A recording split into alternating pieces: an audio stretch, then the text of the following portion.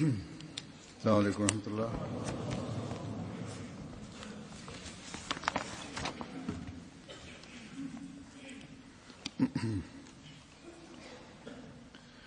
أشهد أن لا إله إلا الله وحده لا شريك له وأشهد أن محمدا عبده ورسوله أما بعد فأعوذ بالله من الشيطان الرجيم بسم الله الرحمن الرحيم الحمد لله رب العالمين الرحمن الرحيم مالك يوم الدين إياك نعبد وإياك نستعين اهدنا الصراط المستقيم صراط الذين أنعمت عليهم غير المغضوب عليهم ولا الضالين.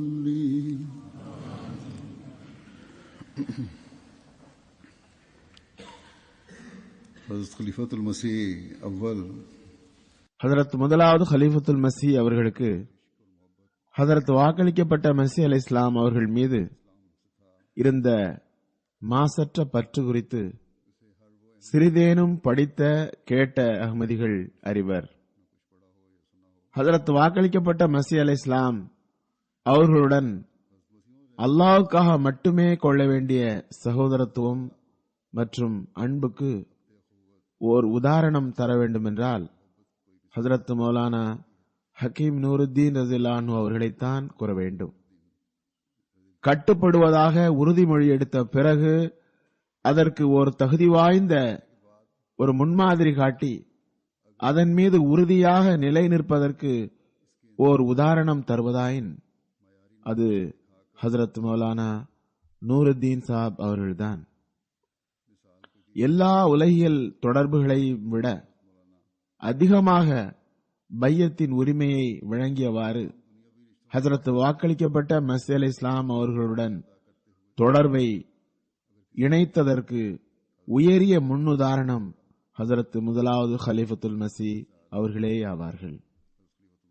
கட்டுப்படுதலின் உயரிய முன்மாதிரியை ஒருவர் நிலைநாட்டினார் என்றால் அது ஹக்கீமுல் உம்மத் மௌலானா நூருத்தீன் ரஸியல்லாஹு அன்ஹு அவர்களே ஆவார்கள். ஹஜரத் வாக்களிக்கப்பட்ட மஸீஹ் அலைஹிஸ்ஸலாம் அவர்களுக்கு முன்னால் எளிமையும் பணிவும் காட்டுவதில் ஓர் உயரிய முன்மாதிரியை காட்டினார்கள் என்றால் அஹ்மதியா ஜமாத்தின் வரலாற்றிலேயே ஹஜரத் முதலாவது கலீஃபத்துல் மஸீஹ் தான் அதற்கான உயர் தகுதியை நிலைநாட்டியவர்கள். பிறகு காலத்தின் இமாம் ஆகிய ஹஜரத் வாக்களிக்கப்பட்ட மஸீஹ் அலைஹிஸ்ஸலாம் அவர்களிடம் அன்னார் பெற்றிருந்த மதிப்பை வேறெவரும் பெற்றிருந்ததில்லை. ஹஜரத் வாக்களிக்கப்பட்ட மஸீஹ் அலைஹிஸ்ஸலாம் அவர்கள் ஹஜரத் முதலாவது கலீஃபத்துல் மஸீஹ் அவர்களை பற்றி கூறினார்கள், ஒவ்வொருவரும் நூருத்தீன் ஆகிவிட்டால் எவ்வளவு நன்றாக இருக்கும். இது ஒரு பெரிய கௌரவமாகும். ஏனென்றால் காலத்தின் இமாம் தம்மை ஒப்புக்கொண்டவர்களுக்காக தகுதியின் அளவுகோலாக ஹஜரத் மௌலானா நூருத்தீனை ஆக்கினார்கள். ஒவ்வொருவரும் நூருத்தீன் ஆகிவிட்டால் மிக பெரும் புரட்சி ஏற்பட முடியும். ஹஜரத் முஸ்லிம் மவ்ஊத் ரஸியல்லாஹு அன்ஹு அவர்கள் ஹஜரத் மௌலானா ஹக்கீம் நூருத்தீன் ரஸியல்லாஹு அன்ஹு அவர்களின் சில சம்பவங்களை கூறியுள்ளார்கள். அந்த சம்பவங்களை படிக்கும்போது தலைவருக்கும் அவரது சேவகருக்கும் முர்ஷிதுக்கும் முரீதுக்கும் இடையேயான தொடர்பு மற்றும் அன்பின் காட்சி தென்படுகிறது. அதில் பணிவு, எளிமையின் முன்மாதிரி காணப்படுகிறது. மாசற்ற தூய்மை மற்றும் விசுவாசத்தின் முன்மாதிரியும் தென்படுகிறது. தியாகத்தின் தரம் மற்றும் உயரிய கட்டுப்படுதல் பற்றி ஹதரத் முதல் ஹலீஃபத்துல் மஸீஹ் அவர்களை பற்றி குறிப்பிட்டவாறு ஓரிடத்தில் ஹதரத் முஸ்லிம் மவ்ஊத் ரலியல்லாஹு அன்ஹு கூறினார்கள், ஒருமுறை அன்னார் காதியான் வந்தபோது ஹதரத் வாக்களிக்கப்பட்ட மஸீஹ் அலைஹிஸ்ஸலாம் அவர்கள் கூறினார்கள், எனக்கு உங்களை பற்றி இல்ஹாம் வந்துள்ளது. நீங்கள் உங்கள் ஊருக்கு திரும்பினால் உங்கள் கண்ணியத்தை இழக்க நேரிடும். அதிலிருந்து அன்னார் தமது ஊரின் பெயரை உச்சரிப்பதையே விட்டுவிட்டார்கள். அப்போது அன்னார் தமது ஊராகிய பேராவில் அழகு வாய்ந்த ஒரு வீடு கட்டிக் கொண்டிருந்தார்கள். ஹதரத் முஸ்லிம் மவ்ஊத் ரலியல்லாஹு அன்ஹு கூறுகிறார்கள், நான் பேராவுக்கு சென்றபோது அதனை நானும் பார்த்தேன். அன்னார் அமர்ந்து தர்சு கொடுப்பதற்காகவும் சிகிச்சை செய்வதற்கு அலுவலகம் அமைப்பதற்காகவும் ஓர் அழகு வாய்ந்த ஹால் ஒன்று உருவாக்கியிருந்தார்கள். ஹதரத் முஸ்லிம் மவ்ஊத் ரலியல்லாஹு அன்ஹு அவர்கள் அந்த காலத்தை பற்றி கூறுகிறார்கள், இப்போது அந்த கட்டிடம் ஒன்றும் பெரும் சிறப்பு வாய்ந்ததல்ல. எனினும் ஹதரத் முதலாவது ஹலீஃபத்துல் மஸீஹ் தியாகம் செய்த அக்காலத்தில் ஜமாத்திடம் அதிகமாக பொருள் இருந்ததில்லை. அதுபோன்ற கட்டடத்தை ஒவ்வொருவரும் உருவாக்கவும் இயலாது. ஆனால் ஹதரத் வாக்களிக்கப்பட்ட மஸீஹ் அலைஹிஸ்ஸலாம் அவர்களுடைய வழிகாட்டலுக்கு பிறகு அன்னார் அவ்விடத்தை திரும்பி சென்று காணக்கூட இல்லை. சில நண்பர்கள் சென்று அந்த இடத்தை பார்த்துவிட்டாவது வாருங்கள் என்று கூறவும் செய்தார்கள். ஆனால் அன்னார் அதை நான் இறைவனுக்காக விட்டுவிட்டேன், அதனை சென்று பார்க்க வேண்டிய அவசியம் என்ன என்று கூறிவிட்டார்கள். பிறகு ஹதரத் முஸ்லிம் மவ்ஊத் ரலியல்லாஹு அன்ஹு அவர்கள் ஒரு சம்பவம் கூறுகிறார்கள். அஞ்சுமனுடைய சில பொறுப்பாளர்கள் தம்மை எல்லாம் தெரிந்தவர்களாக கருத தலைப்பட்டனர். உலக ஆதாயத்தின் சாயல் அவர்களிடம் மிகைத்தது. அஞ்சுமன் எடுத்து வைத்த பல விவகாரங்களில் ஹதரத் முதலாவது ஹலீஃபத்துல் மஸீஹ் மற்றும் முஸ்லிம் மவ்ஊத் ரலியல்லாஹு அன்ஹு அவர்களின் கருத்துகள் ஒன்றுபட்டிருந்தன. மற்றும் சில மூத்த உறுப்பினர்களின் கருத்துகள் வேறுபட்டதாக இருந்தன. எவ்வாறு இருப்பினும் அதுபோன்ற ஒரு சந்தர்ப்பத்தில் தாலீமுல் இஸ்லாம் ஸ்கூலை மூடிவிடுவது குறித்து ஒரு கருத்து எடுத்து வைக்கப்பட்டது. ஹதரத் முஸ்லிம் மவ்ஊத் ரலியல்லாஹு அன்ஹு அவர்கள் அதனை மூடுவதை எதிர்த்தார்கள். ஹதரத் முதலாவது ஹலீஃபத்துல் மஸீஹுடைய கருத்தும் அதனை மூடக்கூடாது என்பதாகவே இருந்தது. அது குறித்து ஆவேசமான விவாதங்கள் நடந்தன. இறுதியில் தீர்மானம் ஹதரத் வாக்களிக்கப்பட்ட மஸீஹ் அலைஹிஸ்ஸலாம் அவர்களிடம் எடுத்து வைக்கப்பட இருந்தது. எவ்வாறு இருப்பினும் இது குறித்து குறிப்பிட்டவாறு ஹதரத் முஸ்லிம் மவ்ஊத் ரலியல்லாஹு அன்ஹு கூறுகிறார்கள், ஹதரத் வாக்களிக்கப்பட்ட மஸீஹ் அலைஹிஸ்ஸலாம் அவர்களுடைய வாழ்நாளில் சிலர் இந்த ஸ்கூலை இடித்து வெறும் அரபி மதரசா மட்டும் நடத்த வேண்டும் என்றும், ஏனெனில் ஜமாத் 2 ஸ்கூல்களுடைய செலவை சமாளிக்க இயலாது என்றும் கருத்து தெரிவித்தார்கள். இக்கருத்தில் உடன்பாடு கொண்ட உறுப்பினர்கள் எவ்வளவு வலுவானவர்களாக இருந்தார்கள் என்றால் 1.5 பேர் மட்டுமே ஸ்கூலுக்கு ஆதரவாக இருந்திருப்போம் என்று நான் கருதுகிறேன். ஒன்று ஹதரத் முதல் ஹலீஃபத்துல் மஸீஹ், அடுத்து பாதி நான், அதாவது ஹதரத் முஸ்லிம் மவ்ஊத். ஏனெனில் அப்போது நான் சிறுவனாக இருந்தேன். ஆனால் நான் கருதுகிறேன் அப்போது ஸ்கூல் குறித்து எனக்கு எவ்வளவு ஆர்வம் இருந்தது என்றால் அது பைத்தியமாகிவிடும் அளவுக்கு இருந்தது. ஹதரத் முதல் ஹலீஃபத்துல் மஸீஹ் ரலியல்லாஹு அன்ஹு ஹதரத் வாக்களிக்கப்பட்ட மஸீஹ் அலைஹிஸ்ஸலாம் அவர்களிடம் மரியாதை நிமித்தமாக பேச முடியாதவர்களாக இருந்தார்கள். எனவே அன்னார் என்னை தனது ஆயுதமாகவும் ஊடகமாகவும் ஆக்கியிருந்தார்கள். என்னிடம் அன்னார் கூறுவதை நான் ஹதரத் வாக்களிக்கப்பட்ட மஸீஹ் அலைஹிஸ்ஸலாம் அவர்களிடம் கொண்டு செல்வேன்.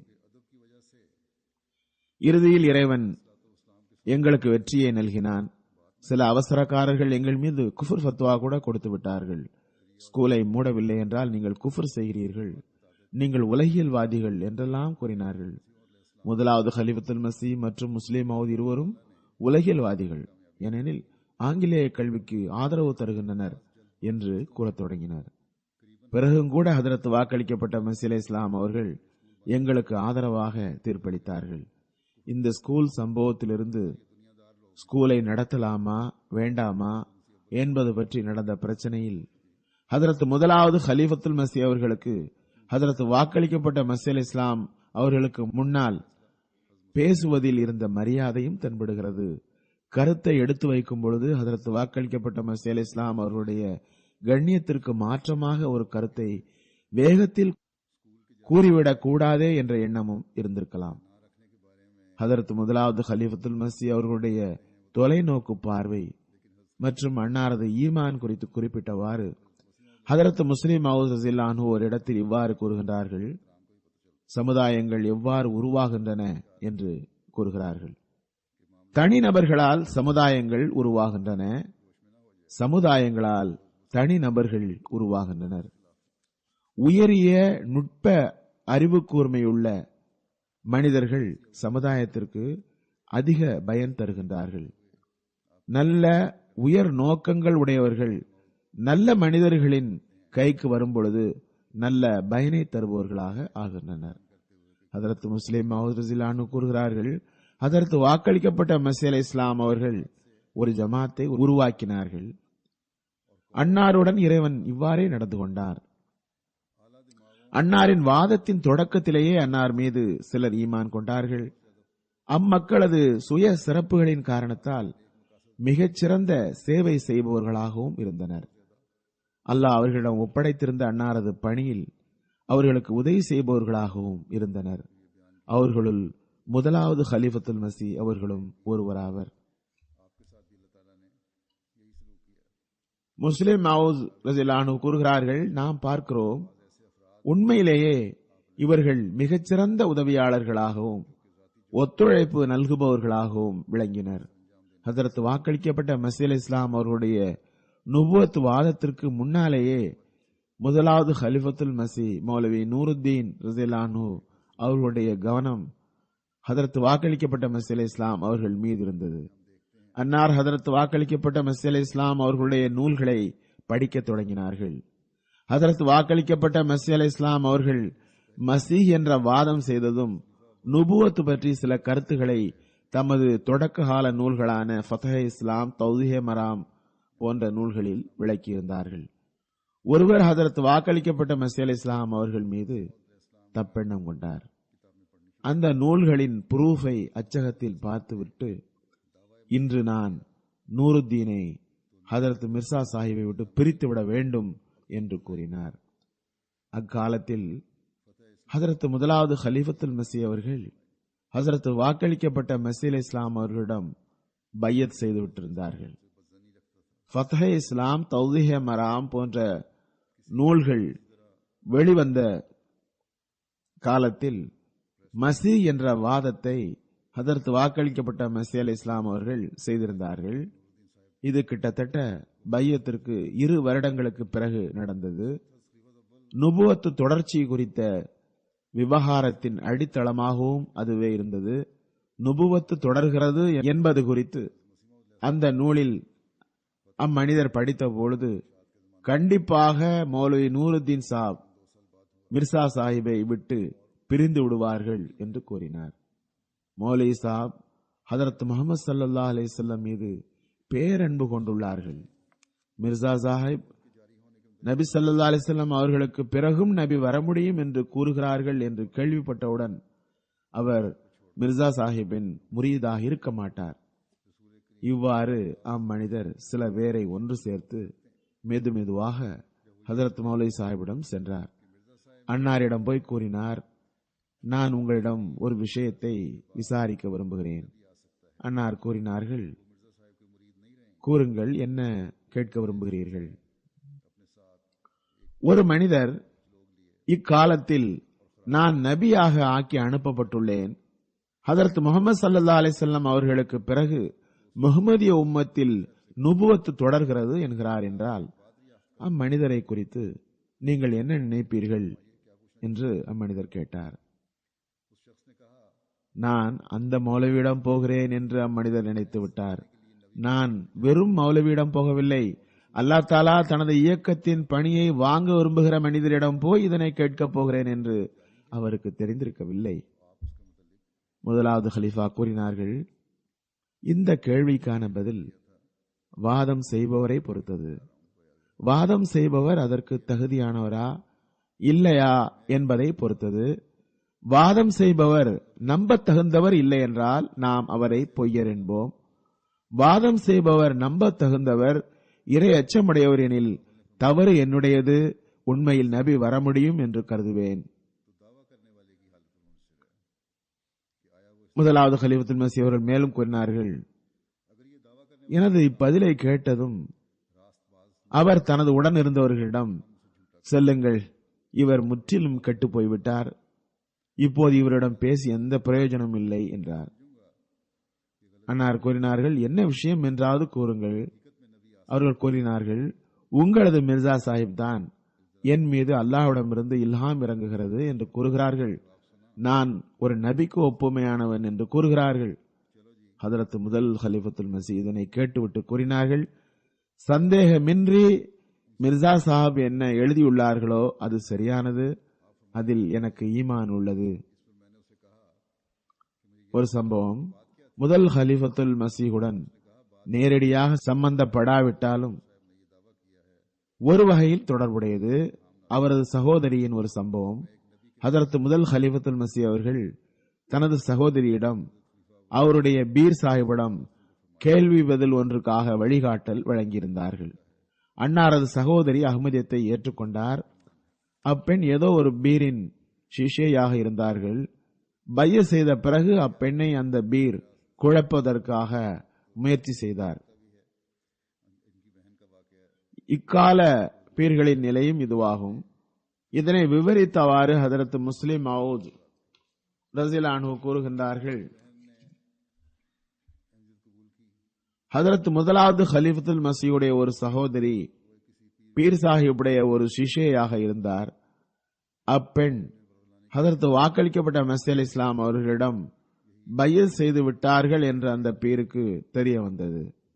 இப்பெண் திரும்பி போகும்பொழுது பீர் சாஹிப் கூறினார்கள், உனக்கு என்ன ஆயிற்று? மிர்சா சாஹிபிடம் பையத் செய்து விட்டாய், நூருத்தீன் உன்னை வசியம் செய்து விட்டார் என்று தெரிகிறது என்றார். அப்பெண் முதலாவது ஹலீஃபத்துல் மஸீஹிடம் வந்து இதனை குறிப்பிட்ட போது அன்னார் கூறினார்கள், பிறகு எப்போதாவது அந்த பீர் சாஹிப்பை சந்திக்க வாய்ப்பு ஏற்பட்டால் அவரிடம் கேட்க வேண்டும், உங்கள் செயல்கள் உங்களுடன் இருக்கின்றன, எனது அமல்கள் என்னோடு இருக்கின்றன. நான் மிர்சா சாஹிப்பை ஏற்க காரணம், அவரை நான் ஏற்காவிட்டால் மறுமை நாளில் செருப்படிபட வேண்டியிருக்கும். நீங்கள் அந்த நாளில் என்ன செய்வீர்கள் என்று கூறுங்கள் என்று பீர் சாஹிப்பிடம் கேளுங்கள். திரும்பி சென்று அப்பெண் அந்த பீர் சாஹிப்பிடம் விஷயங்களை கூறினார். அந்த பீர் சாஹிப் கூறினார், இது நூருத்தீனின் வேலையாக தெரிகிறது, அவர்தான் உங்களுக்கு இதனை சொல்லி அனுப்பியிருக்கிறார். உனக்கு அந்த பயம் எல்லாம் வேண்டாம். மறுமை நாள் வந்து எல்லோரும் சிராத்து பாலத்தில் ஒன்று கூடும் பொழுது உனது பாவத்தை நான் எடுத்துக்கொள்வேன், நீ ஓடியவாறு சொர்க்கத்திற்கு போய்விடுவாய். அப்பெண் கேட்டார், பீர் சாஹிப், நான் சொர்க்கத்துக்கு போய்விட்டால் பிறகு நீங்கள் என்ன செய்வீர்கள்? கூறினார், மலக்குகள் என்னிடம் வருவார்கள். நான் சிவந்த கண்களுடன் அவர்களிடம், எங்கள் நானா ஹதரத் இமாம் ஹுசைனுடைய ஷஹாதத்து போதுமானதில்லையா? இந்த மறுமை நாள் மீது எங்களுக்கும் தண்டனை தரப்படுகிறது என்று கேட்பேன். உடனே அம்மலக்கு வெட்கப்பட்டு ஓடிவிடுவார். பிறகு நாங்களும் துள்ளி குதித்து சொர்க்கத்திற்குள் ஓடிவிடுவோம். ஹதரத் முதலாவது ஹலீஃபத்துல் மஸீஹுடைய எளிமை குறித்து குறிப்பிட்டவாறு ஹதரத் முஸ்லிம் மவ்ஊத் ரஸியல்லாஹு அன்ஹு ஒரு இடத்தில் கூறுகின்றார்கள், நாம் சுயமே ஹதரத் முதல் ஹலீஃபத்துல் மஸீஹ் அவர்களை பார்த்துள்ளோம். அன்னார் சபையில் மிகவும் அமைதியுடன் அமர்ந்திருப்பார்கள். ஒருமுறை சபையில் திருமணம் தொடர்பாக பேச்சு நடந்து கொண்டிருந்தது. டெபுட்டி முகமது ஷெரீப் சாப் ஹதரத் வாக்களிக்கப்பட்ட மஸீஹ் அலைஹிஸ்ஸலாமுடைய ஒரு சஹாபி கூறினார்கள், அப்போது ஹதரத் முதலாவது ஹலீஃபத்துல் மஸீஹ் தமது முட்டுக்காலை உயர்த்தியவாறு அமர்ந்திருந்தார்கள். அதாவது முட்டுக்காலை உயர்த்தி தலையை குனிந்தவாறு முட்டுக்காலில் வைத்தவாறு அமர்ந்திருந்தார்கள். ஹதரத் வாக்களிக்கப்பட்ட மஸீஹ் அலைஹிஸ்ஸலாம் கூறினார்கள், மௌலி சாப், ஜமாத் வளர்வதற்கு ஒரு வழி சந்ததிகளை பெருக்குவதாகும். எனவே ஜமாத்து நண்பர்கள் ஒன்றுக்கு அதிகமாக திருமணம் செய்ய வேண்டும். அதனாலும் ஜமாத் வளர முடியும். ஹதரத் முதல் கலீஃபத்துல் மஸீஹ் முட்டிலிருந்து தலையை உயர்த்தியவாறு கூறினார்கள், ஹுசூர், நான் உங்கள் கட்டளையை ஏற்க தயார். ஆனால் இந்த வயதில் எனக்கு தனது மகளை தர எவரும் தயாராக இருக்க மாட்டார். அப்போது ஹதரத் வாக்களிக்கப்பட்ட மஸீஹ் அலைஹிஸ்ஸலாம் சிரித்தார்கள். ஹதரத் முஸ்லிம் மவ்ஊத் கூறுகிறார்கள், பாருங்கள், இந்த கண்ணியம் எளிமை காரணத்தினால்தான் அன்னாருக்கு இந்த பதவி கிடைத்தது. இக்காலத்தில் சிலர் திருமணம் செய்ய ஆர்வம் உள்ளவர்களாக உள்ளனர். ஆனால் இந்த வகையில் ஆர்வம் உள்ளவர்கள் அல்ல. இந்த காரணத்தினாலோ அல்லது வேறு ஏதேனும் ஆகுமான காரணம் இருக்கும் என்றால் இதுபோன்று திருமணம் செய்வதற்கு அனுமதி உண்டு. ஆனால் சிலர் தமது வீடுகளை நாசமாக்கியவாறு திருமணம் செய்கின்றனர். அதிலிருந்து விலக வேண்டும். அதனையும் ஹதரத் வாக்களிக்கப்பட்ட மஸீஹ் அலைஹிஸ்ஸலாம் கடுமையாக தடுத்துள்ளார்கள். ஹதரத் முதல் கலீஃபத்துல் மஸீஹுடைய இந்த விஷயங்களை கூறிய பிறகு ஹதரத் முஸ்லிம் மவ்ஊத் ரலியல்லாஹு அன்ஹு கூறுகிறார்கள், அன்னாரது சில மகன்களில் சிலர் ஹிலாஃபத் மற்றும் ஜமாத் பற்றி சில தவறான நடவடிக்கைகளை மேற்கொண்டனர். இருந்தும் ஜமாத் ஹதரத் முதலாவது கலீஃபத்துல் மஸீஹ் அவர்கள் மீது மரியாதை செய்யும் கட்டாயத்தில் உள்ளது. அன்னாருக்காக ஜமாத் துஆ செய்கிறது. அல்லாஹ் தஆலா நமது உள்ளத்திலும் அன்னாருக்கு ஹதரத் வாக்களிக்கப்பட்ட மஸீஹ் அலைஹிஸ்ஸலாம் அவர்கள் மீது இருந்தது போன்ற அன்பை உருவாக்குவானாக. அன்னாரது சில மகன்கள் தவறான நடவடிக்கைகளை மேற்கொண்ட போதிலும் கூட அவர்களது தந்தை மீதுள்ள அன்பு நமது உள்ளத்தை விட்டு விலகாது. நாம் நமது துஆக்களில் அவர்களை நினைவு கூறுகிறோம்.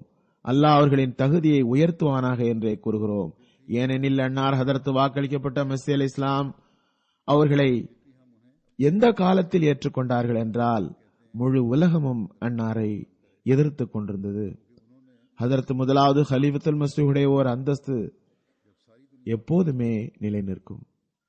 ஹதரத் வாக்களிக்கப்பட்ட மஸீஹ் அலைஹிஸ்ஸலாம் அவர்கள் கூறிய ஒரு விஷயமாகிய ஜமாத்தை பெருக்குவதற்கு ஒரு வழி சந்ததிகளை பெருக்குவது என்பது குறித்து முஸ்லிம் மவ்ஊத் அவர்களுடைய ஒரு விளக்கமானது. அது முஸ்லிம் மவ்ஊத் அல்லது ஹதரத் வாக்களிக்கப்பட்ட மஸீஹ் அலைஹிஸ்ஸலாம் அவர்களுடைய சந்ததிகள் தொடர்பானது. முஸ்லிம் மவ்ஊத் ரலியல்லாஹு அன்ஹு கூறுகிறார்கள், ஹதரத் வாக்களிக்கப்பட்ட மஸீஹ் அலைஹிஸ்ஸலாம் அவர்களிடம் எங்களது திருமணம் சம்பந்தமாக பேச்சு வரும் பொழுது இன்ன சாஹிபிற்கு எத்தனை குழந்தைகள், எத்தனை சகோதரர்கள், அவர்களுக்கு எத்தனை குழந்தைகள் என்பதை விசாரிப்பார்கள். முஸ்லிம் மவ்ஊத் ரலியல்லாஹு அன்ஹு கூறுகிறார்கள், எனக்கு நினைவு உண்டு, மியா பஷீர் அஹமது சாஹிபுடைய திருமண பேச்சு வந்தபோது ஹதரத் வாக்களிக்கப்பட்ட மஸீஹ் அலைஹிஸ்ஸலாம் அவர்கள் விசாரித்தார்கள், இந்த குடும்பத்தில் எத்தனை குழந்தைகள்? 7 பையன்கள் என்று தெரிய வந்தது.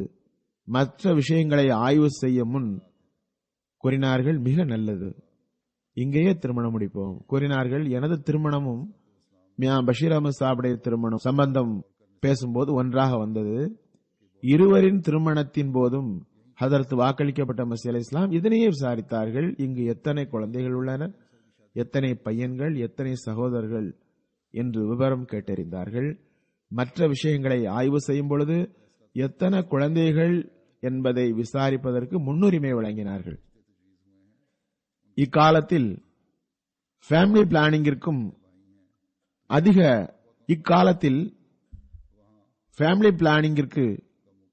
அதிக அழுத்தம் தரப்படுகின்றது.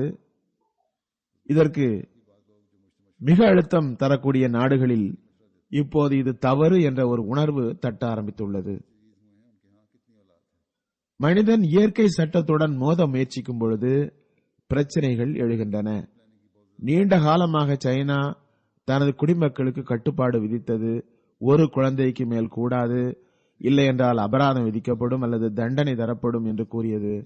மக்கள் தமது குழந்தைகளை அழித்தனர் அல்லது பிறந்த பிறகு கூட கொன்றார்கள்.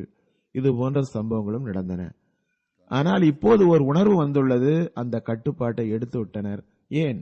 இது போன்ற கட்டுப்பாடுள்ள மற்ற நாடுகளிலும் கூட இப்போது கூறப்படுகிறது,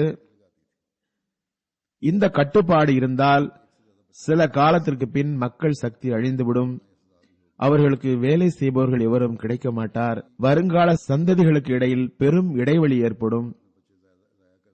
இடையில் உள்ள காலத்தை அந்நியர்களை கொண்டு நிரப்ப வேண்டி வரும். இந்த வகையில் இந்த பாலிசிகள் மாற்றப்படுகின்றன இப்போது. எனவே மனிதன் இயற்கை சட்டத்தோடு மோத முயன்று தன்னை எல்லாம் தெரிந்தவனாக கருதி அதன் விளைவாக இப்போது பெரும் கவலை உருவாகியுள்ளது. ஒரு தலைமுறைக்கும் இன்னொரு தலைமுறைக்கும் இடையில் பெரும் இடைவெளி ஏற்படும். அதனை எவ்வாறு நிரப்புவது என்று தெரியாமல் போய்விடும். அதனால் சமுதாயங்களுக்கு அழிவு ஏற்படும். எவ்வாறு இருப்பினும் இது தொடர்பான கருத்துகள் இடையில் வந்துவிட்டன. ஹதரத் முஸ்லிம் மவ்ஊத் ரலியல்லாஹு அன்ஹு அவர்கள் ஹதரத் முதல் கலீஃபத்துல் மஸீஹுடைய மாசற்ற தூய்மை, எளிமை, அன்பு ஆகியவற்றிற்கு இன்னொரு சம்பவத்தை கூறுகிறார்கள். சேவைக்கு பல்வேறு வழிவகைகள் உள்ளன. உணவு சமைக்க வேண்டிய தேவை உள்ளது. ஆரம்ப காலத்தில் ஹதரத் வாக்களிக்கப்பட்ட மஸீஹ் இஸ்லாம் அவர்களுடைய காலத்தில் உணவு சமைக்க வேண்டிய தேவை இருந்தது. சாமான் வாங்கி வர வேண்டிய தேவை இருந்தது. இந்த பணிகளை குடும்ப உறுப்பினர்கள் மட்டுமே செய்ய முடியாது என்பது வெளிப்படை. பெரும்பாலான நேரங்களில் ஜமாத் நபர்களும் சேர்ந்து பணி செய்ய வேண்டி வந்தது. அப்போது முறைப்படியாக விருந்தோம்பலுக்கான ஒரு அமைப்பு இருக்கவில்லை. விறகுகளை வாங்கி அடுக்க வேண்டியிருந்தது. வீட்டில் பணிப்பெண் விறகு வந்துள்ளது, யாராவது வாங்கி அதனை உள்ளே எடுத்து வாருங்கள் என்று குரல் எழுப்புவார்கள். நெருப்பு எரிக்கும் சாதனங்கள் வந்துள்ளன என்று குரல் எழுப்புவர். 5-6 பேர் எழுந்து சென்று விறகுகளை உள்ளே எடுத்து வருவார்கள். 2-3 முறை இவ்வாறு நடந்துள்ளது. வெளியில் வந்து பணிப்பெண் குரல் எழுப்பினார். எவரும் எழுந்து வரவில்லை. ஒரு முறை லங்கர்கானாவுக்கான சமையலுக்கான எரிபொருள் வந்தது. பணிப்பெண் வந்து அதனை உள்ளே எடுத்து வருமாறு குரல் எழுப்பினாள். அவளது குரலை எவரும் கவனிக்கவில்லை. ஹதரத் முஸ்லிம் மவ்ஊத் கூறுகிறார்கள், நான் கண்டேன் ஹதரத் முதல் கலீஃபத்துல் மஸீஹ் மஸ்ஜித் அக்ஸாவில் திருக்குர்ஆன் தர்ஸ் கொடுத்துவிட்டு வீட்டுக்கு திரும்பிக் கொண்டிருந்தார்கள். அப்போது அன்னார் ஹலீஃபாவாக இருக்கவில்லை. ஆனால் மார்க்க அறிவு, தக்வா, மருத்துவ அறிவு காரணத்தால் அன்னாருக்கு ஜமாத்தில் ஒரு சிறப்பான அந்தஸ்து இருந்தது. மக்களுக்கு அன்னார் மீது ஒரு தாக்கம் இருந்தது. அன்னார் தர்சு கொடுத்துவிட்டு வீட்டுக்கு திரும்பிக் கொண்டிருந்தார்கள். பணிப்பெண் குரல் கொடுத்தார், யாராவது இருந்தால் வாருங்கள், மழை வரப்போகிறது, இந்த முழு பையையும் உள்ளே எடுத்து போடுங்கள். ஆனால் யாரும் கவனிக்கவில்லை. பணிப்பெண்ணின் அழைப்பை யாரும் கவனிக்கவில்லை என்று கண்டபோது அன்னார் அதான் முதல் கலீஃபா கூறினார்கள், நல்லது, இன்று நாமே அம்மனிதராகி விடுவோம் என்று கூறியவாறு விறகை எடுத்து உள்ளே போடத் தொடங்கினார்கள். ஆசிரியர் விறகு எடுப்பதை பார்த்த மாணவரும் அவ்வேலையை செய்ய தொடங்கி விடுவார்கள் என்பது வெளிப்படை. இந்த வகையில் மற்றும் சிலரும் அன்னாருடன் சேர்ந்து கொண்டார்கள். எடுத்து உள்ளே போட்டனர். ஹதரத் முஸ்லிம் மவ்ஊத் ரலியல்லாஹு அன்ஹு கூறினார்கள், எனக்கு நினைவுண்டு, நான் 2-3 வெவ்வேறு சந்தர்ப்பங்களில் அன்னார் அவ்வாறு செய்ய கண்டுள்ளேன். அன்னார் எப்போது அவ்வாறு எடுக்க தொடங்கினாலும் மக்கள் அவரோடு சேர்ந்து கொள்வார்கள். பிறகு முதல் கலீஃபத்துல் மஸீஹ் அவர்களுக்கு வாக்களிக்கப்பட்ட மஸீஹ் இஸ்லாம் அவர்கள் மீது இருந்த அன்பிற்கு ஒரு உதாரணம் தந்தவாறு ஹதரத் முஸ்லிம் மவ்ஊத் ரலியல்லாஹு அன்ஹு கூறினார்கள், ஹதரத் முதலாவது கலீஃபத்துல் மஸீஹ் அவர்களுடைய வழக்கமானது, அவர்கள் மிகவும் மகிழ்ச்சியுடன் இருக்கும் பொழுது ஹதரத் வாக்களிக்கப்பட்ட மஸீஹ் இஸ்லாம் அவர்கள் மீது அன்பை வெளிப்படுத்தும் பொழுது மிர்சா என்ற சொல்லை பயன்படுத்துவார்கள். எமது மிர்சா என்று கூறுவார்கள். ஆரம்ப காலத்தில் ஹதரத் வாக்களிக்கப்பட்ட மஸீஹ் இஸ்லாம் அவர்கள் வாதம் செய்திருக்கவில்லை. அப்போதே அன்னாருக்கு ஹதரத் வாக்களிக்கப்பட்ட மஸீஹ் இஸ்லாம் அவர்களுடன் தொடர்பு இருந்தது. எனவே இந்த சொல் அவர்கள் நாக்கில் ஏறி இருந்தது. பல அறிவற்றவர்கள் அப்போது ஆட்சேபனை கூட செய்தார்கள். மௌலை சாஹிபின் உள்ளத்தில் நவுசுபில்லா, ஹதரத் வாக்களிக்கப்பட்ட மஸீஹ் இஸ்லாம் அவர்கள் மீது கண்ணியம் இல்லை என்று கூறினார்கள். ஹதரத் வாக்களிக்கப்பட்ட மஸீஹ் இஸ்லாம் அவர்களது காலத்தில் ஹதரத் முதல் ஹலீஃபா அவர்களை மௌலை சாப் அல்லது பெரிய மௌலை சாப் என்றுதான் கூறுவார்கள். முஸ்லிம் மவ்ஊத் கூறுகிறார்கள், நான் பலமுறை மக்கள் வாயிலிருந்து இந்த ஆட்சேபனையை கேட்டுள்ளேன். ஹதரத் மௌலை சாப் இதற்கு பதில் தந்ததையும் கேட்டுள்ளேன். இந்த வகையில் இதே பள்ளியில், அதாவது மஸ்ஜித் அக்ஸாவில் 2வது கலீஃபத்துல் மஸீஹ் குத்பா கொடுத்துக் கொண்டிருந்த போது கூறினார்கள், சிலர் என் மீது ஆட்சேபனை செய்கிறார்கள். நான் ஹதரத் வாக்களிக்கப்பட்ட மஸீஹ் இஸ்லாம் அவர்களை கண்ணியப்படுத்தவில்லையாம். ஆனால் நான் அன்பு நேசத்தின் மிகுதியின் காரணத்தால் தான் இந்த வார்த்தையை கூறுகிறேன். கூறுகிறார்கள், வெறும் வார்த்தையை பார்க்க கூடாது, அந்த வார்த்தைக்குள் பொதிந்துள்ள உண்மையை பார்க்க வேண்டும். பிறகு இரு பக்கமும் இருந்த அன்பு மாசற்ற தூய்மையின் ஒரு உதாரணம். ஹதரத் முதல் ஹலீஃபத்துல் மஸீஹ் அவர்களுக்கு எந்த அளவு தூய பற்று இருந்ததோ அது எவருக்கும் மறைவானதல்ல. ஹதரத் முஸ்லிம் மவ்ஊத் ரலியல்லாஹு அன்ஹு கூறுகின்றார்கள், அன்னாருக்கு விரைவாக நடக்கும் வழக்கம் இருந்ததில்லை. ஹதரத் வாக்களிக்கப்பட்ட மஸீஹ் அலைஹிஸ்ஸலாம் நடந்து செல்லும் பொழுது முதல் ஹலீஃபத்துல் மஸீஹ் அவர்களும் உடனிருப்பார்கள். ஆனால் சிறிது தூரம் சென்றதும் ஹதரத் வாக்களிக்கப்பட்ட மஸீஹ் அலைஹிஸ்ஸலாம் வேகமாக நடக்க தொடங்கியதும் ஊருக்கு மேற்கு பகுதியில் ஊருக்கு வெளியில் ஒரு மரம் இருந்தது. அதன் கீழ் சென்று முதல் ஹலீஃபத்துல் மஸீஹ் அவர்கள் அமர்ந்து விடுவார்கள். ஹதரத் வாக்களிக்கப்பட்ட மஸீஹ் அலைஹிஸ்ஸலாம் திரும்பி வரும்பொழுது அவர்களுடன் சேர்ந்து கொள்வார்கள். ஒருவர் ஹதரத் வாக்களிக்கப்பட்ட மஸீஹ் அலைஹிஸ்ஸலாம் அவர்களிடம் இதனை கூறினார்கள். மௌலவி சாப் நடக்க செல்வதில்லை. அன்னார் கூறினார்கள், அன்னார் தினமும் வருகிறார்கள். உடனே அன்னாருக்கு கூறப்பட்டது, கூடவே தான் வருகிறார்கள், ஆனால் அந்த மரத்துக்கு கீழே உட்கார்ந்து விடுகிறார்கள். பிறகு திரும்பி வரும்பொழுது கூட சேர்ந்து கொள்கிறார்கள். அதற்கு பிறகு ஹதரத் வாக்களிக்கப்பட்ட மஸீஹ் அலைஹிஸ்ஸலாம் அவர்கள் எப்போதும் நடக்கும் பொழுது அன்னாரையும் உடன் அழைத்து செல்வார்கள். அன்னார் வேகமாக நடந்து ஹதரத் முதல் கலீஃபத்துல் மஸீஹ் பின்தங்கிவிட்டால் அன்னார் நடந்தவாறே ஓரிடத்தில் நின்று, மௌலவி சாப் இந்த விஷயம் எப்படி என்பார்கள். மௌலவி சாப் ஓடி வந்து இணைந்து நடப்பார்கள். பிறகு சிறிது நேரத்திற்கு பிறகு ஹதரத் வாக்களிக்கப்பட்ட மஸீஹ் அலைஹிஸ்ஸலாம் அவர்கள் வேகமாக நடப்பார்கள். சிறிது தூரம் சென்று ஹதரத் வாக்களிக்கப்பட்ட மஸீஹ் அலைஹிஸ்ஸலாம் நிற்பார்கள். மௌலவி சாப் இன்ன விஷயம் இவ்வாறாகும் என்பார்கள். மௌலவி சாப் பிறகு வேகமாக வந்து இணைந்து கொள்வார்கள். ஆனால் ஹதரத் வாக்களிக்கப்பட்ட மஸீஹ் அலைஹிஸ்ஸலாம் அவர்களுடன் சென்று 30-40 அடி நடந்ததும் மௌலவி சாப் பின்தங்கி விடுவார்கள். பிறகு ஏதாவது ஒரு விஷயத்தை கூறி மௌலவி சாஹிப்பை அழைப்பார்கள். அன்னார் வேகமாக சென்று இணைந்து கொள்வார்கள். ஹதரத் மௌலவி சாஹிப்பிடம் வேகமாக நடக்கும் வழக்கத்தை உருவாக்க வேண்டும் என்பது ஹதரத் வாக்களிக்கப்பட்ட மஸீஹ் அலைஹிஸ்ஸலாம் அவர்கள் இவ்வாறு செய்ததன் நோக்கமாக இருந்தது. வேகமாக நடக்கும் பயிற்சி இல்லாததன் விளைவால் தான் மௌலவி சாஹிப் மெதுவாக நடப்பார்கள். ஆனால் ஏனென்றால் மருத்துவ தொழில் எத்தகையது என்றால் அதில் பொதுவாக மனிதன் உட்கார்ந்திருக்க வேண்டியிருக்கிறது. ஏதாவது ஒரு நோயாளியை பார்க்க செல்ல வேண்டியது வந்தாலும் வாகனம் ஏற்பாடு செய்யப்பட்டு விடுகிறது.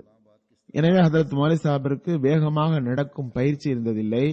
அதுவன்றி அன்னாரிடம் எந்த அளவுக்கு மாசற்ற பற்று இருந்ததென்றால் அது குறித்து ஹதரத் வாக்களிக்கப்பட்ட மஸீஹ் அலைஹிஸ்ஸலாம் கூறுகின்றார்கள், ஒவ்வொருவரும் நூருத்தீன் ஆகிவிட்டால் எவ்வளவு அருமையாக இருக்கும்.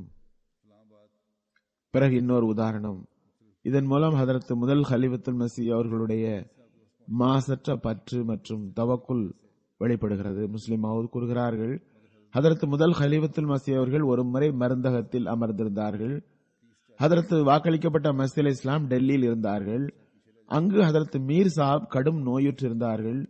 சிறுநீரகத்தில் எத்தகைய கடுமையான பாதிப்பு என்றால் டாக்டர்கள் ஆபரேஷன் செய்ய வேண்டும் என்று கூறியிருந்தார்கள். சில யுனானி மருந்துகளால் ஆபரேஷன் இல்லாமலே கூட குணம் கிடைத்துவிடும் என்று சிலர் கூறினார்கள். உடனே மஸீஹ் மவ்ஊத் அலைஹிஸ்ஸலாம் ஹதரத் முதல் கலீஃபத்துல் மஸீஹ் அவர்களுக்கு தந்தி கொடுத்தார்கள், எந்த நிலையில் இருக்கிறீர்களோ அப்படியே வாருங்கள் என்று. அன்னார் மருந்தகத்தில் அமர்ந்திருந்தார்கள். கோட்டு அணிந்திருக்கவில்லை, பணமும் கையில் இருக்கவில்லை. அநேகமாக ஹக்கீம் குலாம் முகமது சாப் மர்ஹூம் அமிர்தசரி அவர்களை துணைக்கு அழைத்துக் கொண்டு அவ்வாறு எழுந்து நடக்கத் தொடங்கிவிட்டார்கள். ஹக்கீம் குலாம் முகமது சாப் கூறினார்கள், நான் வீட்டிலிருந்து பைசா போன்றவைகளை கொண்டு வருகிறேன். அன்னார் கூறினார்கள், இல்லை, எந்த நிலையில் இருக்கிறீர்களோ அப்படியே வாருங்கள் என்பதுதான் கட்டளை. முதல் ஹலீஃபா நடப்பதில் பலகீனமானவர்கள் என்பது எல்லோருக்கும் தெரியும். அந்த சம்பவம் முதலில் கூறப்பட்டுள்ளது. ஹதரத் வாக்களிக்கப்பட்ட மஸீஹ் அலைஹிஸ்ஸலாம் அவர்களுடன் நடக்க செல்லும் பொழுது அன்னார் பின்தங்கி விடுவார்கள். ஹதரத் மஸீஹ் மவ்ஊத் அலைஹிஸ்ஸலாம் அவர்கள் நின்றவாறு மௌலவி சாஹிபுடன் சேர்ந்து கொள்வார்கள். பிறகும் பின்தங்கிவிட ஹதரத் மஸீஹ் மவ்ஊத் அலைஹிஸ்ஸலாம் அவர்கள் நின்று அன்னாருக்காக எதிர்பார்ப்பார்கள். அந்த சம்பவத்தை நான் குறிப்பிட்டேன். அன்னார் அநேகமாக ஹக்கீம் குலாம் முகமது சாஹிபை உடன் அழைத்துக் கொண்டு நடந்தே பட்டாலா சென்றடைந்து ஸ்டேஷனில் வந்து உட்கார்ந்தார்கள். நடப்பதில் பலகீனமானவர்களாக இருந்தாலும் உடனே வந்து சேருமாறு கட்டளை வந்ததால் நடந்தே பட்டாலா வந்து சேர்ந்தார்கள். பாருங்கள், இதுதான் மாசற்ற பற்றும் கட்டுப்படுதலும். வேகமாக நடப்பதில் அன்னாருக்கு சிரமம் இருந்தது. ஆனால் கட்டளை வந்ததும் பட்டாலா வரை சுமார் 11 மைல் தூரம் நடந்தே வந்து சேர்ந்தார்கள். ஹக்கீம் சாப் போக்குவரத்து செலவுக்கு என்ன செய்வது என்று கேட்டார்கள். முதல் ஹலீஃபா கூறினார்கள், இங்கு அமருங்கள், அல்லாஹ் தஆலா தானே ஏற்பாட்டை செய்வான். இது அன்னாரின் தவக்குல் பொறுப்பு சாட்டுதலுக்கு ஓர் உதாரணமாகும். இந்நிலையில் ஒருவர் வந்து, நீங்கள் ஹக்கீம் நூருதீன் சாஹிப் அவர்களா என்று கேட்டார். அன்னார் ஆம் என்றார்கள். அம்மனிதர் கூறினார், ரயில் வர 10-15 நிமிடம் இருக்கிறது. நான் ஸ்டேஷன் மாஸ்டரிடம் உங்களை எதிர்பார்க்குமாறு சொல்லியும் இருக்கிறேன். நான் பட்டாலாவின் தாசில்தார் ஆவேன். எனது மனைவி கடும் நோயுற்றிருக்கிறாள். நீங்கள் வந்து சற்று பார்க்க வேண்டும். அன்னார் நோயாளி பெண்ணை பார்த்து மருந்து எழுதி கொடுத்துவிட்டு ஸ்டேஷனுக்கு திரும்பி வந்தார்கள். அந்த தஹசில்தாரும் உடன் வந்தார். நீங்கள் வண்டியில் ஏறி உட்காருங்கள், நான் டிக்கெட் வாங்கி தருகிறேன் என்றார். 2ஆம் வகுப்பு டிக்கெட் ஒன்றும் 3ஆம் வகுப்பு டிக்கெட் ஒன்றும் வாங்கி வந்தார். கூடவே 50 ரூபாய் தொகையும் தந்து, இது எனது எளிய அன்பளிப்பு, ஏற்றுக்கொள்ளுங்கள் என்றார். அன்னார் டெல்லி வந்து மீர் சாஹிபுக்கு சிகிச்சை செய்தார்கள். மீர் நாசிர் நவாப் சாஹிபிற்கு சிகிச்சை செய்தார்கள். முஸ்லிம் மவுத் கூறுகிறார்கள், இதுவே சரியான தவக்குல்குரிய இடமாகும். அல்லாஹ் தஆலா தனது அடியான் தன்னையே சார்ந்திருக்கிறானா இல்லையா என்று பார்க்கிறான். இந்த சோதனையில் சில வேளை பட்டினியையும் தரலாம். முழுமையாக நிறைவேறியே ஆக வேண்டும் என்பதல்ல. சில வேளை சோதனை வரும்பொழுது பட்டினியும் கூட ஏற்படுகிறது, நிர்வாணமும் வருகிறது, மரணமும் நெருங்கி விடுகிறது. எனது அடியான் என்னை சார்ந்து நிற்கிறான் என்று காட்டுவதற்காக அவ்வாறு செய்கின்றான். சில வேளைகளில் மனிதன் கோவணமும் அணிய வேண்டியிருக்கிறது. சில வேளைகளில் இவ்வாறு நிர்வாணமாக காட்டி சிலருக்கு இல்ஹாம் வழங்குகிறான். சில வேளை சொற்களில் இல்ஹாம் கொடுத்து அவருக்கு உதவுமாறு கூறுகின்றான். சிலருக்கு அவரது நிலைமைகளை கூறி உதவி செய்ய தூண்டுகின்றான். ஆனால் எவர்கள் தவக்குலின் சரியான நிலையில் இருப்பார்களோ அவர்கள் எவரிடமும் வாயால் கேட்பதில்லை. மக்களின் கவனத்தை இறைவன் திருப்ப ஏற்பாடு செய்கின்றான். எவருக்கு அல்லாஹின் மீது தவக்குல் இருக்குமோ அவர் எவரிடமும் சொல்வதில்லை.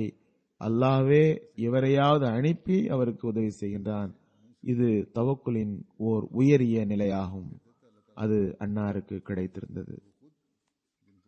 ஓரிடத்தில் ஹதரத் முஸ்லிம் மவ்ஊத் ரலியல்லாஹு அன்ஹு முதல் கலீஃபத்துல் மஸீஹ் அவருடைய அந்தஸ்தை விளக்கியவாறு கூறினார்கள். அது மிகவும் உயரிய ஸ்தானமாக இருந்தது. அன்னார் வலியுல்லாவாக இருந்தார்கள். ஆனால் அதில் எந்த மிகைப்படுத்தலும் கூடாது. அளவுக்கு அதிகமாக உயர்த்தி மிகைப்படுத்துதல் செய்துவிடக்கூடாது. அவர்களுடைய சில மகன்கள் மிகைப்படுத்த முயற்சி செய்தார்கள். பையத்து செய்யாத சிலரும் கூட, 2வது ஹலீஃபாவிடம் பையத் செய்யாத சிலரும் கூட அவ்வாறு செய்கின்றார்கள். 2வது ஹலீஃபாவிடம் பையத் செய்யாத அந்த லாகூரிகள் அன்பினால் அவ்வாறு செய்வதில்லை. அவர்களது நோக்கம் சுய லாபம் பெறுவதாகும். ஹதரத் முஸ்லிம் மவ்ஊத் கூறினார்கள், உண்மையை வெளிப்படுத்துவதையும் நிறுத்திவிடக்கூடாது. ஹதரத் வாக்களிக்கப்பட்ட மஸீஹ் அலைஹிஸ்ஸலாம் உண்மையை வெளிப்படுத்தவும் செய்தார்கள். இந்த வகையில் ஹதரத் முஸ்லிம் மவ்ஊத் கூறுகிறார்கள், ஹதரத் முஹம்மது ஸல்லல்லாஹு அலைஹி வஸல்லம் அவர்கள் அபூபக்கர் ரலியல்லாஹு அன்ஹு அவர்களை மிகவும் புகழ்ந்தார்கள். ஹதரத் வாக்களிக்கப்பட்ட மஸீஹ் அலைஹிஸ்ஸலாம் ஹதரத் நூருத்தீன் ரலியல்லாஹு அன்ஹு அவர்களை மிகவும் புகழ்ந்தது போன்று. ஆனால் ஹதரத் அபூபக்கர் ரலியல்லாஹு அன்ஹு அவர்களின் கண்ணியத்தை நிலைநாட்டுவதற்காக திருக்குர்ஆன் இறங்கவில்லை. அல்லது ஹதரத் நூருத்தீனுடைய கண்ணியத்தை நிலைநாட்டி என ஹதரத் வாக்களிக்கப்பட்ட மஸீஹ் அலைஹிஸ்ஸலாம் அவர்களுக்கு அல்லாஹ் இல்ஹாம் இறக்கவும் இல்லை. ஆம், உண்மையை, சத்தியத்தை அன்னார் வெளிப்படுத்தினார்கள். உதாரணமாக அன்னார் கூறினார்கள், ஒவ்வொருவரும் நூறுத்தீன் ஆகிவிட்டால் எவ்வளவு அருமையாக இருக்கும். ஆனால் உண்மை எதுவோ அதனை கூற வேண்டும் தான். ஹதரத் முதலாவது ஹலீஃபத்துல் மஸீ அதிக தியாகம் செய்துள்ளார்கள். அன்னாரின் தியாகத்தை பற்றி குறிப்பிடாமல் இருப்பது நன்றிகேடாகும். முஸ்லிம் மௌஸில்லானு கூறினார்கள், எனக்கு நினைவுண்டு, ஒரு முறை ஒரு நோயாளி வந்தார். அவர் கூறினார், மௌலவி சாஹிபிடம் நான் சிகிச்சை பெற்றேன், அதனால் எனக்கு நல்ல பலன் கிடைத்தது. ஹதரத் வாக்களிக்கப்பட்ட மஸீஹ் அலைஹிஸ்ஸலாம் அப்போது நோயுற்றிருந்தார்கள். ஹதரத் வாக்களிக்கப்பட்ட மஸீஹ் அலைஹிஸ்ஸலாம் அவர்கள் அதனை கேட்டதும் எழுந்து அமர்ந்தார்கள். ஹதரத் அம்மாஜான் ரஸியல்லாஹு அவர்களிடம் கூறினார்கள், அல்லாஹ் தஆலா தான் மௌலவி சாஹிபிடம் ஒரு தூண்டுதலை போட்டு இங்கு கொண்டு வந்துள்ளான். இப்போது ஆயிரக்கணக்கானோர் அன்னாரிடமிருந்து பயன் பெறுகிறார்கள்.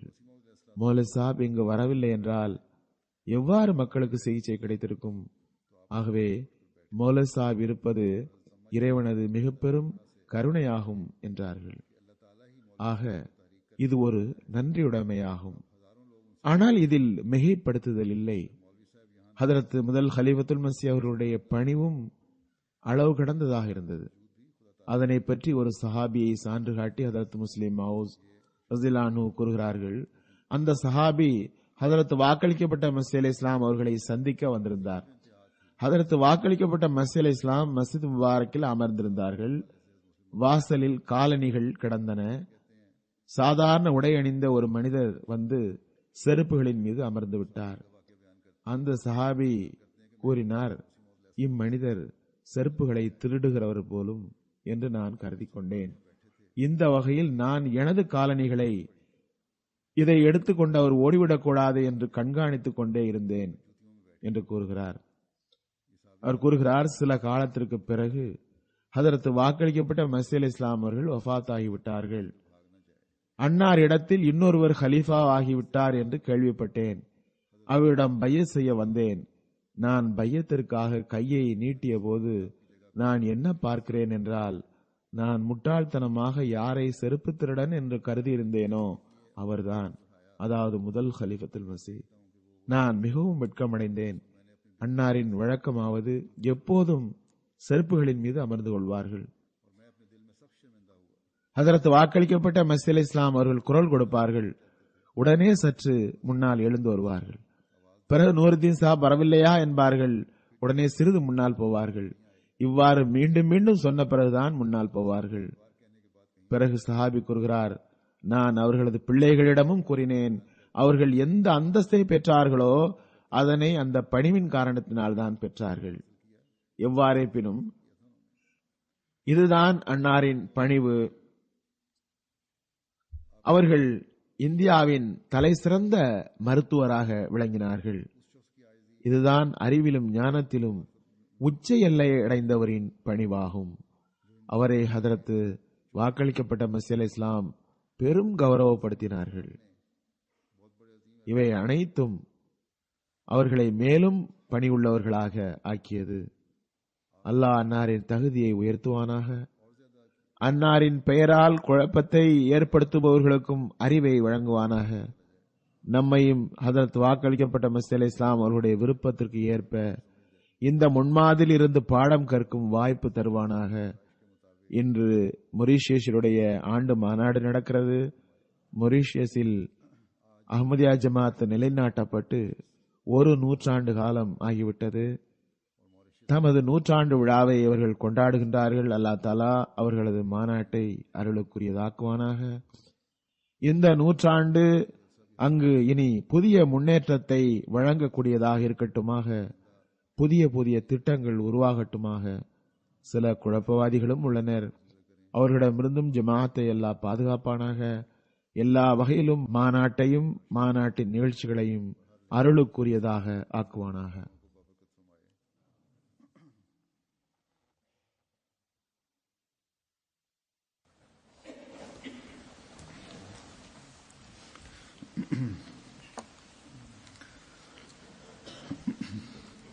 الحمد لله الحمد لله نحمده ونستعينه ونستغفره ونؤمن به ونتوكل عليه ونعوذ بالله من شرور أنفسنا ومن سيئات أعمالنا من يهده الله فلا مضل له ومن يضلله فلا هادي له ونشهد أن لا إله إلا الله ونشهد أن محمدا عبده ورسوله